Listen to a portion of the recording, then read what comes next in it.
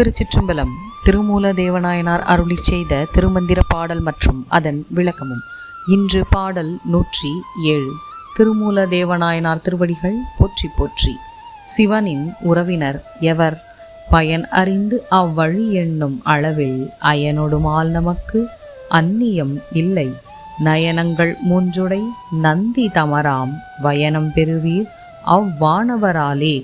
பக்தர்கள் அடையும் பயனை எண்ணி பார்க்கும்போது பிரம்மனும் திருமாலும் சிவபெருமானுக்கு வேறானவர்கள் இல்லை.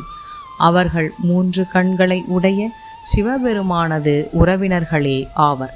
அதனால் அவர்களையும் வணங்கி நாம் பயனை பெறலாம். இறைவனை அடைய வேண்டும் என்பதையே பிறவி பயனாக அறிந்து கொண்டு அதற்கான வழிகள் என்னவென்று யோசிக்கும் அளவில் எந்த தெய்வத்தை வணங்கினாலும் ஒன்றி. இவர்களுக்கு திருமாலும் பிரம்மனும் அந்நியர்கள் இல்லை. முக்கன் முதல்வனாகிய குருநாதன் சிவபெருமானுக்கு சொந்தமே ஆவர்.